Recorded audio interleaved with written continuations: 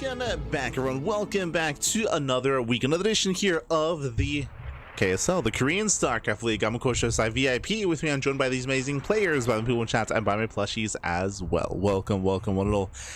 It has been a couple days. It's been a couple days since we've been live here on the channel, of course. Happy New Year, baby. Happy New Year. Happy holidays. Hope you all had a great Christmas and New Year as we are entering the first cast of the season of the year of 2026. Papi, let's go.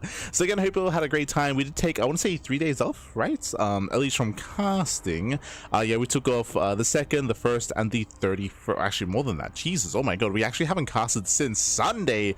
I do recall that we were going to be casting on Monday, but we didn't have the Wardy replays, unfortunately, so we did miss out on a Wardy replay cast on Monday. We will be rescheduling that to this Monday instead. So I do know there were a lot of people that were looking for that stream, and I was getting messages, so I do apologize, but we weren't able to broadcast the Waters View Monday event on Monday, but we'll be rescheduling the next Monday instead. But otherwise, we are here with the first cast of 2026. It has been far too long, and what a way to start the year with some Korean StarCraft. Let's go. Exclamation mark, be in the chat if you guys want to have a look at the bracket yourselves. The bracket is live, the bracket is stacked. We're jumping into a TBT. Now, when it comes to the bracket itself, we often don't really delve too far into the bracket at the beginning of the broadcast, but very, very quickly here, we do have some pretty good matches here. We have players like GuMiho, we have Hero, we have Cure, we have Beyond, we have Creator, we have Percival, we have all the regulars. But what I will say is that there are a lot of players here that we cast on a regular basis, like Beyond, Creator, Percival, Classic. A lot of these players, they're regulars when it comes to the online tournament circuit. So Sparkling Tuna Cup, Wardy TV Monday, Pigstore Cups, we see them all the time. And there's some really good matches there. I was really tempted to jump into Percival versus Rebellion for sure, right? Like, that's a really good first round match. But I looked at the bracket and I was like, you know what? It's a new year, and we rarely cast GuMiho. I want to say we cast him like maybe once or twice in the last like 3 months. There's a reason for that. GuMiho's been less active. He has been taking a step back from the game. He hasn't been competing as much. Unlike the other players that I just mentioned, he is not a regular in all these online cups. So I wanted to give some limelight to this player here while we could, just because we really get to cast him on a regular basis. So let's go. Spawning in the bottom left hand corner of the Old Republic, we have the South Korean Terran player. We have the Red Terran. It is GuMiho. And spawning in the top right hand corner, we have the Red Terran, the opposing Terran. It is the Blue Terran. It is Nylon. And if you're in the chat, predictions are now open. Place your bets on who you think will claim the series. Best of luck in the chats as we get into our TVT. Let's go. Let us go. And again, as I was mentioning, GuMiho, he is an irregular at this point. It's a bit of a shame, but because of his irregularity in these tournaments, it also reflects in his play, and he has had less success. Even in the tournaments he does sign up for, that does play in, he has been struggling ever since EWC. It does feel like GuMiho has become, at least for the time being during the off-season, become more of a part-time player, where he has not devoted as much time to competing, to practicing, to playing.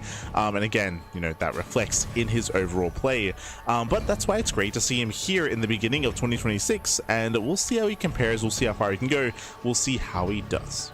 Let's go. I'm here for it, here for my GuMiho, here for my GuMiho. Meanwhile, before we get too ahead of ourselves, a big shout out to Vindicta Miguelito, baby. Thank you so much for the raid. Hope you had a great stream, hope you had a great ladder session, hope you had a great time, Miguelito, as he did give us a raid during the countdown timer, so thank you so much. Gracias, papi, gracias. Always. So much love to Miguelito. As the initial Reaper does move out, we'll be delaying the CC. Did have a faster factory opener out of GuMiho. With that, we have reacted Reaper, and the initial Reaper is going to be locked in. Nice moves here by GuMiho. Oh no, he locks down the Reaper. He shuts it down. There's that CC on location. Meanwhile, Nylon going for the CC on the high ground. So we have a bit of a give and take here. We do see Nylon losing control of the center of the map, though. He has to back the hell off. He has to pull away, and he's not going for a reactor production. He's going for a faster starport instead. This means that there's going to be a window in time here where GuMiho has the bigger army, and GuMiho could break and punish Nylon for losing that first Reaper. And here he comes. Yeah, here he comes. They're going for the first Hellion. Yeah, there's KDA charge. Hellion gets shut down in the middle of the sky, and with that, Nylon has to back the hell off. Now, even though Nylon did delay the CC, GuMiho has low ground map control, and Nylon is stuck in the main. Even though Nylon will finish his command center first, he's going to be stuck in the main base longer. So he's going to be stuck in the main. Meanwhile, again, Nylon, he did opt to go for the faster starport instead of the faster add-on. So with this, he's going for the faster medevac into drop play. We'll see if he can get across the map. The problem here is that, again, there's an army knocking down his front door. If he leaves, the Reapers can even dive into the mineral line. Oh, the boys are being pulled into Hellion Fire. No, God, the Hellions. Yeah, Hellion shot's going to be going up, punishing the boys, punishing the SCVs. That's going to be an SCV going down. The depot is under fire. Medevac has arrived. The depot is going to fall. Massive pickoff. And now there's a way in. Now he can go straight for the mineral line. And Nylon, he is in danger. He's under fire. The Cyclone has arrived. But here, the boys are stacking up. The boys, happy 7 SCVs going down. And we're going to just trade out all these Reapers purely for SCV damage. How many workers? 11. 12, not quite 12, so 11 SCVs. That is critical damage. GuMiho has a massive economic lead. He's already on 2 bases. Nylon is still stuck in his main, and now the pressure's on Nylon to counterattack. He does have the medevac. He does have a Cyclone. That is true. What does GuMiho have to defend? He has a tank. He has a tank here in the center of the map. Does spot the drop. Ooh, misses the drop. We just don't even care. Okay.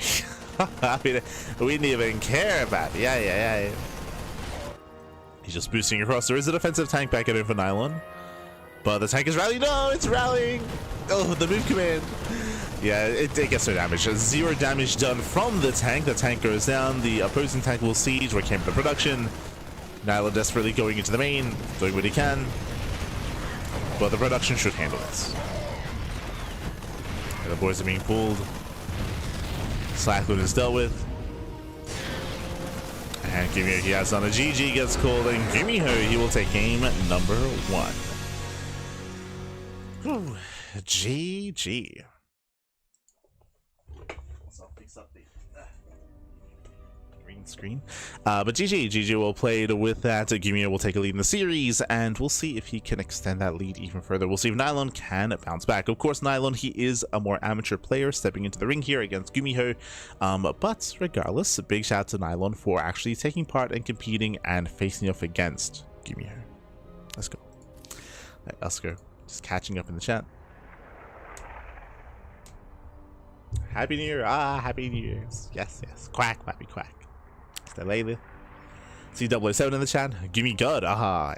Gimme God. So Ryan earlier. Ragnar is of course competing, is in the bracket. Si Setsuna, Sando, Jadov. Bienvenidos. I do apologize. I already noticed that I was like misspeaking a little bit and slurring my words. I don't know if that's going to change throughout the broadcast. I'm running on fumes, but I'm running on fumes. We got like 5 hours of sleep today. Thankfully, this is the only cast for today, so I was going to say I plan on going to bed. I don't really have time to, but I'll try to get some rest. Try to have a nap after the cast for a couple of hours. For those who maybe don't follow the CranKy Ducklings outside of the capacity of this channel, even though we've been taking some days off here from casting, we have not been taking days off from streaming. We have been live. I've been streaming ladder sessions, StarCraft. For the past 2 days, we have been playing Divinity Original Sin 2. It was a crazy comeback. For those that again know the history of the CranKy Ducklings, you would know that we streamed Divinity Original Sin 2 back in 2019. End of 2019, beginning of 2020, and that was the last time we streamed it because we just life caught up with us, whether it was with casting or studies or work. When I say us, I mean myself, Kuro, and Yakuzaku, and we just didn't have time to play. But we made a New Year's resolution last year that we would play Divinity at some point, and we did on the 1st. We celebrated New Year's playing Divinity, and we've been streaming that for the past 2 days. So on our personal channels, not on this channel, on our personal channels. That's what we've been up to. But here we go, because we're proxying. It's going to be a short game. In the bottom left-hand corner, we have the South Korean Terran player. He's already leading the series 1-0, and he's here to claim it and advance on into the next round. It is GuMiho going for the proxy 2 racks. And spawning in the top right-hand corner, we have as opponent, we have the blue Terran player, we have the opposing Terran down in the series. We'll see if he can scout and react, and thankfully he's going for a double gas opener. It is Nylon. Here we go. So 2x Reaper out of GuMiho. This is hyper aggressive, of course. Thankfully, Nylon is not going for a faster command center. We are loading into a larger map, White Rabbits. Larger map, longer rush distance by ground. There was a higher chance that Nylon will cut some corners and go for a faster CC. Thankfully, he didn't. He should be making a faster factory and faster Hellion production. Nylon will have the tools to defend, but it comes down to the execution. Nylon has to make sure his first Reaper doesn't get caught. He has to make sure he pulls back this Reaper, controls well, kites back to his mineral line, pulls a couple of boys, has to make sure he doesn't take too many economic losses, and buy time for his Hellion. If he can buy some time for the Hellion, then he can hold and defend and survive and even counterattack. But this is going to be an intense moment here for Nylon. We've seen even pro players like Bjorn and Kira mess this up. I say mess this up, but even be out-controlled by the opposing Terran.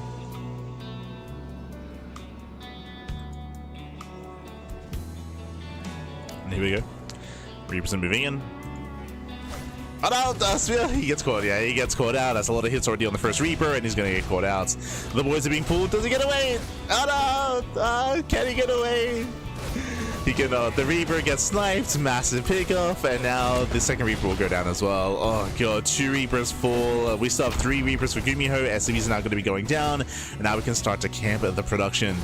GG. GG gets called. Critical damage. As we mentioned, you cannot afford to lose your first Reaper. There was an opportunity for Nylon when he pulled back into his mineral line to pull extra boys and surround the Reaper, but he didn't. He just pulled the initial like 3 or 4, and he lost both Reapers. GG. GG, well played. We cannot afford those losses here. Not this early on, and GuMiho will claim the series. GG, well played. Again, a very intense, very high octane early game there. Again, GuMiho putting the pressure on Nylon, and Nylon crumbling under the pressure as well. Again, it is easy to just be the spectator looking on the game itself, but being in the hot seats, being in those shoes and trying to preserve your Reapers, react fast enough to pull away after the first shot to make sure you don't lose your Reaper, to pull the boys and to try to mic your heart out to make sure you minimize losses. It is a very difficult thing to do. GG, well played. And again, we've seen even pro players, the best Terran players in the world, crumble under said pressure as well at times. But congratulations to GuMiho. He will claim the series. We'll advance on, and let's catch up on the rest of the bracket. Let's go. Exclamation mark, be in the chat to have a look at the back yourselves. Also, big shout to Nylon. Nylon, of course, he's more of an amateur player, so for Nylon to show up, to step up, and to step into the ring with some of the best players in the world, not easy to achieve. So much love to Nylon. We hope to see more of him in the future. Quickly going over the bracket itself, we have some updates. Hero, we saw that Inexorable, he did forfeit against Nice, unfortunately. So we have Nice versus Hero in the first round, or in the quarterfinals. Again, it's a bit of a smaller bracket here for KSL, which is usually the case. Short, small bracket, but the quality of play is up there. Hero and Classic literally being the top 2 Protoss players in the world. True. So we have Hero up against Nice in the initial PvP. We have seen Nice cause upsets before. Nice has some killer PvP, so that's not going to be an easy one. Scrolling down, we have Kira versus Ragnar in the initial round. Looks like they're still mid-series when it goes up against GuMiho. That is our next matchup. It is going to be GuMiho up against the winner of Kira and Ragnar. Again, Kira is favored in that series, but best of luck to Ragnar. Again, more of an amateur player. Best of luck. So going down, we have Classic. Classic, I just mentioned. The top 2 seeds of the tournament are Hero and Classic. They are often the finalists of the event, and we'll see if anyone can stop Hero and Classic from facing in the finals. Bearing in mind, when it comes to the latest big major premier event, RSL, the RSL offline events in Korea, Hero and Classic were the 2 finalists. There were 2 finalists. They were able to overcome players like Raynor and Maru and Solar and everyone else in Korea. So again, Hero and Classic, they were top 2, and we expect them to be top 2 in this tournament as well. Hopefully we can see another player kind of challenge that and stop the mirror matchup finals. That's all I want. Can we stop the PvP finals? We'll see. Scrolling down again, Classic is waiting for the winner of Percival and Rebellion. I mentioned earlier that in my mind, Percival versus Rebellion was the best and highest profile first round match, and it would have provided for a really entertaining series. But as I mentioned, at least coming into this tournament and looking at the bracket, I was like, you know what, I want to cast GuMiho while we can, because GuMiho is a player that doesn't really play as much anymore. He's not as active as these other players, so I wanted to feature him while we could. But again, Percival and Aurelian, they're currently mid-series. I would love to see the rematch between Percival and Classic. For those who were here last week, Percival did defeat Classic in a best-of-5 finals of the Sparkling Tuna Cup December monthly tournament. So Percival, he popped off, he shut down Classic. It was a very impressive performance there by Percival. So that's another reason why I would love to see that potential rematch. But again, they're currently being played out on Dave Testa's channel. There's a lot of casters for this event. There's ourselves, there's Chicken Man, Dave Testa, and Steadfast, and also Enki in Spanish.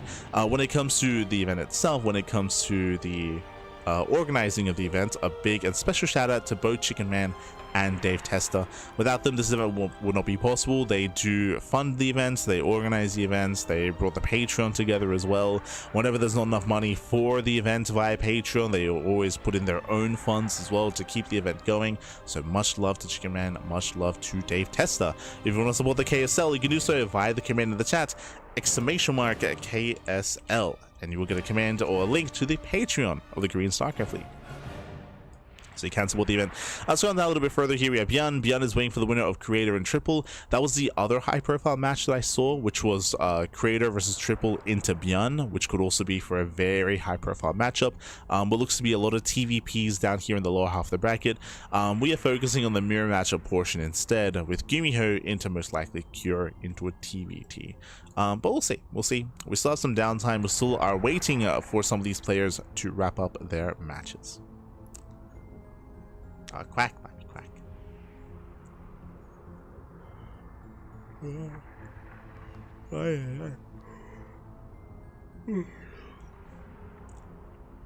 But as I did mention, we are going to be going on a short break. Here. We are waiting for Cure and Ragnar to finish up their series, and we'll be following them into the winner versus GuMiho.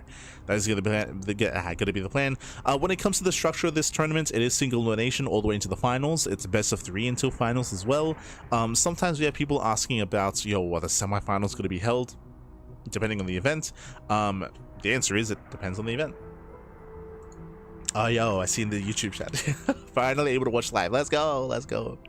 But specifically for the KSL, they do not hold semis. What does that mean? That means that both semis, they occur concurrently. They occur simultaneously at the same time. As in, we don't, like, if one reaches the semis first, we don't have like an admin hold the other. Like, nope, as soon as they're ready, they go.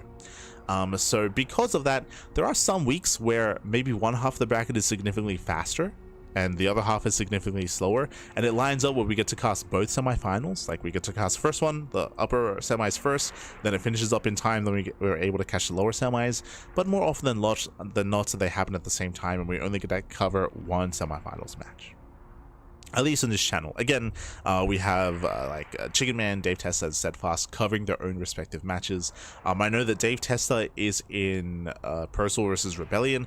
I don't know what the other casters are covering, but I'm sure they each have their own series. I'm sure one of them is covering Hero Nice and the other covering Creator Triple, or maybe some of the other matches.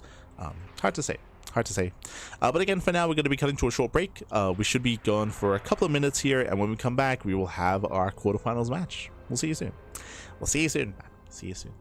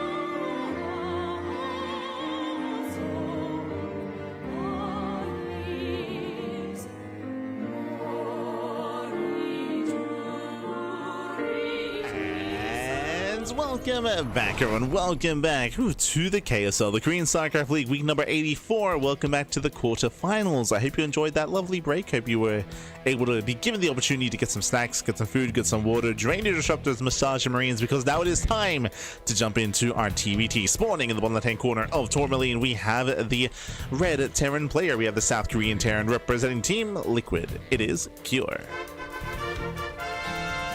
And spawning in the top right-hand corner, we have the red Terran player, also from South Korea. It is GuMiho. And if you're in the chat, you know what time it is. It is Gamba time. Predictions are open. Place your bets on who you think will claim the series. Will it go the way of one Terran or the other? Best of luck. Best of luck in the chat. Now, coming into this series, I do have to lean more heavily towards Cure here. Coming into this, GuMiho has some killer TVT. True, GuMiho has some of the best TVT in the world when he is in form. That is the big thing. That is the big question. Is I did mention at the start of the broadcast that GuMiho has been taking some time off. GuMiho, he has been less active than some of the other players, so we have seen less GuMiho than we typically are used to, and that has been reflected in his state of play, his performances, in his skill, in his results. So we'll see how he looks coming into the new year, 2026. New year, happy new year. We'll see how he can compare. It's going to be an uphill battle here, but I want to see it back and forth at least. Show us what you got. Show us what you got, man. Let's go. Shout out to the KSL. Shout out to the Korean StarCraft League. As first up, double gas opener, faster factory. Likewise, Cure doing the same thing. Mirrored builds, both players going into double gas openers, but there is a little bit of a difference here. If you notice, reactor first. It's going to be reactor before Reaper. Meanwhile, Cure going Reaper first instead. What does this mean? This means that GuMiho initially will have a lower Reaper count, but he will be able to exceed that as we get in towards the mid game here, just because he was cutting some corners and went for the faster reactor. If he was doing this against a proxy, then he'd be dead, because his initial Reapers would be so heavily delayed. His SCVs would be dying right now. So it's a big gamble here by GuMiho, and it should be able to pay off, assuming he doesn't take any losses to the first Reaper. Does lift. Again, has to buy some time. Reapers swap out, and Cure has to get the hell out of here. Oh, trying to bait him. Nice, very nice KDA charge out of Cure. Okay. Doesn't get baited, pulls away. GuMiho now getting a CC on location, so is Cure, and Cure already has the safety bunker. Marine production has begun, Cyclones are on the way. Cure is already switching out of Reaper Hellion. GuMiho is committing and doubling down into Reactored Reaper Hellion. The goal here is economic damage. It's to build up that early Reaper Hellion count, to bust into a mineral line. We'll see if he can get in. As he does run past. Runs past, delays the CC, not bad. Does cause a delay. Goes further in. Cyclone is now, which means he gets a second SCV. Okay. 2 getting up to, almost 3. Almost 3 SCVs, but only 2 so far. Has to pull away. Cyclone shuts down the Reapers. Yeah, there's no way out. There's no way out of this. Losing 2 Reapers and a Hellion for 2 SCVs. I mean, he did delay the CC, which is nice, but at the same time, Cure getting across the map as well. He gets across. Gets 2 SCVs, so nice counter damage at a Cure. And GuMiho's in a slightly worse position here, just because he has a lot of pressure on himself to find some more value with his Reaper Hellion. But Cure has map control, he has a Cyclone, now he's moving out, and there's going to be a more difficult defense here for GuMiho, at least without his tank. Tank is just now popping out. Oh, bold move. Forced to unload. Cure pulls away. Does pull away that Cyclone. Trading with the army. Nice juggling here by GuMiho. GuMiho does that trade Cure. Cure overextending. He overextends. And GuMiho is so close. Can he hunt down the Cyclone? Oh my god. Cyclone barely gets out. So economically, Cure is in a slightly better position, but that was a better trade here from GuMiho, at least in the chase. GuMiho is still rallying.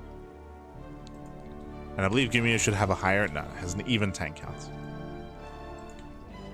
Moving on tanks. Jumping into the main. Third CC has now begun. Tank is on siege. Oh. Medivac taking a lot of damage. Kira is holding. GuMiho rotates to the natural. There is a tank siege, but no other support for the tank. GuMiho doesn't go for the dive.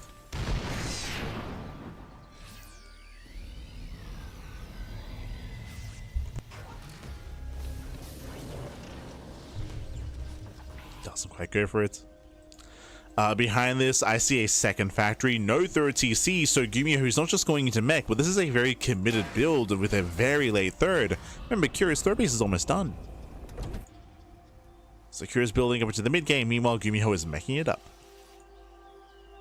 In a much more aggressive fashion, going for a triple tank dropping into the main. It's got 3 tanks. The Raven does scout. He's going for it. Yeah, just go for the boost. Oh, a little bit late. Yeah, late on the disable. Tanks do unload. And can he sable 3 tanks? Can he save him? Oh no, the target firing! My god.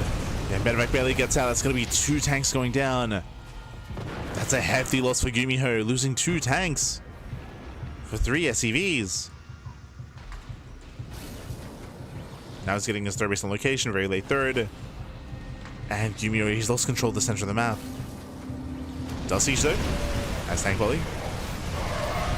Nice tank shots, but again, it's not going to be enough. Yeah, Curie breaks out, takes down all 4 tanks.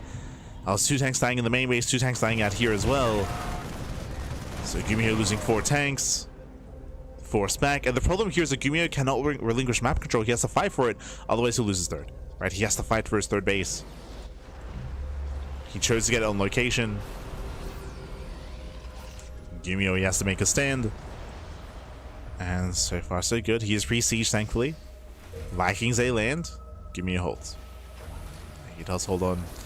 Now, as he was forced to back off, Cure, his third base is already up. Third orbital is already up and running. Now we can start to mule.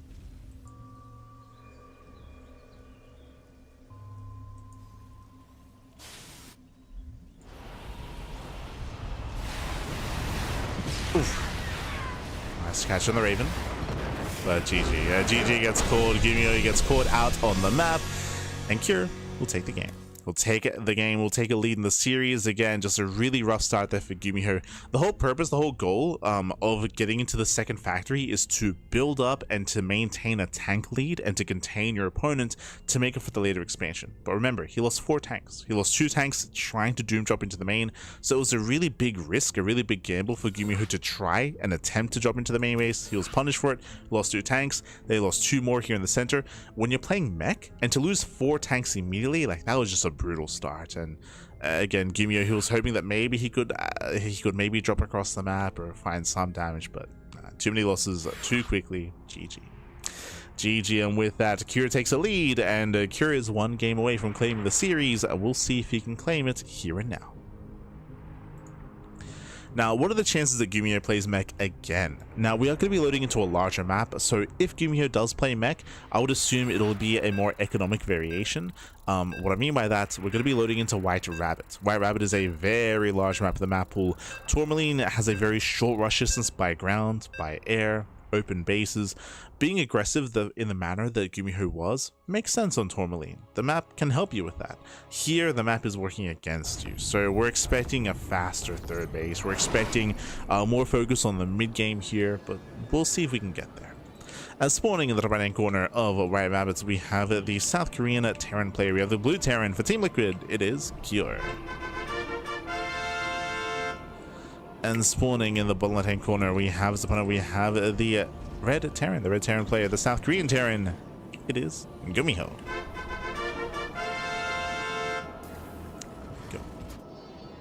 Oh, never mind. So I expected a more economic mid-game here, but GuMiho, he's like, screw the mid-game. We're going for the proxy 2 racks. 2 racks, Reaper out of GuMiho. We saw this against Nylon in the previous series, and I have to echo those sentiments here. So GuMiho, he's hoping, first things first, that Cure opens up with a single gas, and Cure goes for a faster command center. but last second gas is on the way. So Cure, he's playing safe, which means he's going for a faster factory. Now, just like against Nylon, it's going to be on Cure to... It's all about the reaction. It's all about the reaction time and how much time he has to react, of course, and how he can respond. He cannot lose the first Reaper. Again, the first Reaper, he has to pull back. He has to pull back, he has to pull away, he has to save the Reaper, he has to pull the boys, and he has to minimize SCV losses and buy time for a second Reaper and buy time for the factory to finish and make his first Hellion. So Cure has to buy time for the Hellion, has to buy time for the Reaper, he has to minimize losses. It's all about to pop off. Now again, Cure, he has the tools to defend. Comes down to the execution, comes down to how well he can control. And how fast he can react.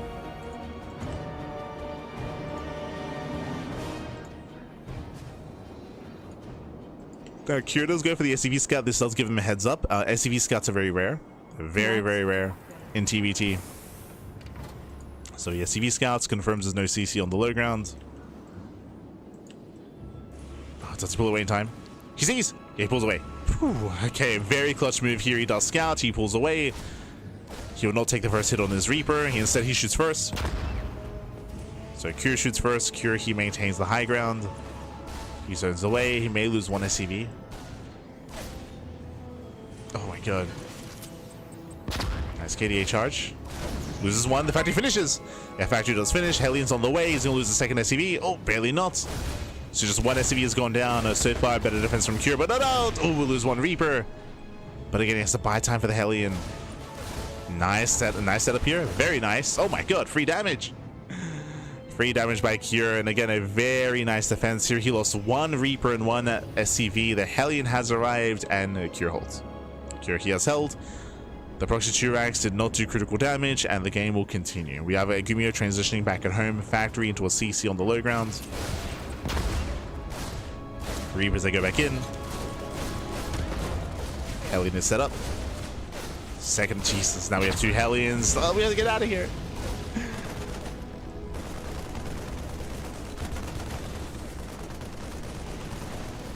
And GuMiho has to be so careful with these Reapers. He wants that Hellion. The Rax does mess up the AI. Does mess up the targeting. He'll lose one. One Hellion goes down. Again, we're messing up the initial targeting.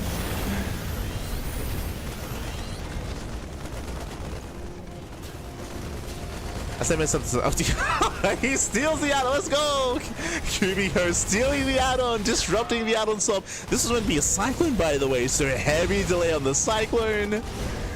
Oh no, even an A move there attacked the tech lab by accident. GuMiho. For those who don't know, add-ons are neutral, so technically you can steal. And again, this tech lab was even tanking shots. So very nice delay here as the factory desperately wanted to land and make a Cyclone or even a tank. But a big delay, there we go. Steals it back. And now we have the Cyclone, but a very delayed Cyclone at the Cure. So initially, Cure had the better defense. It was a much better defense, but in the follow-up here, we saw kind of a couple of messy moments here from Cure. GuMiho, he was able to just wrangle his way back in. He gets his CC on location, already getting up and running, as opposed to Cure's, who's just now floating over. Meanwhile, GuMiho is going for a more economic mid-game, which is what we assumed in the beginning. Remember, we were like, hey, we're expecting a more economic mid-game here at a GuMiho, and even though he began with proxy 2 racks, he is going for a very fast third CC. So fast third CC by GuMiho, meanwhile fast third CC by Cure as well. So both players are rushing into the mid game. That is what we expected on White Rabbit after the chaotic early game.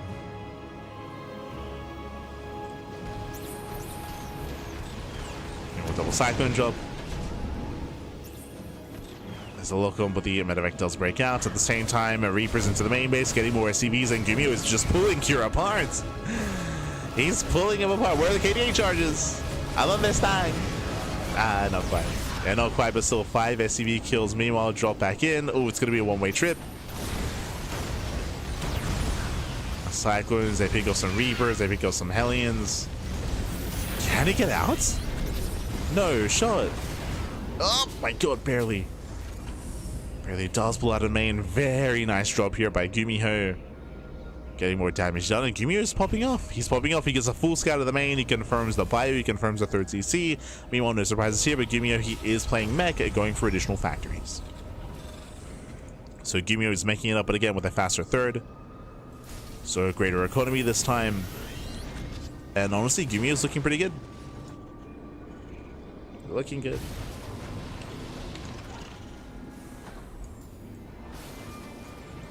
As the game slows down a little bit here after the intense early game, a big shout out to Late Corner Notes in the chat. Yeah, thanks so much. Thank you so much for subscribing for 16 months. 16 months, man. Crazy. Thank you so much for the support. Thanks for the great casting. Thank you for enjoying the cast, for supporting the channel. Thank you. Do appreciate it. As we have a third factory on the way.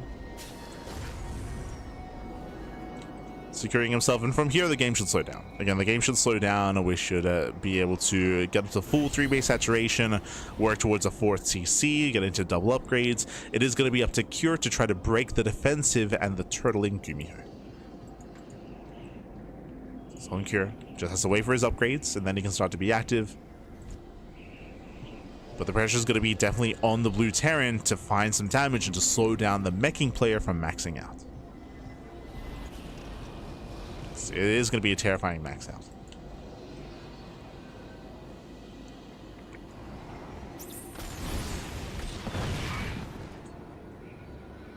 Stim is now done.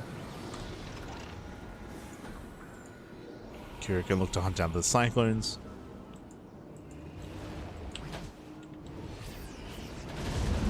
Speaking of, here come the drops.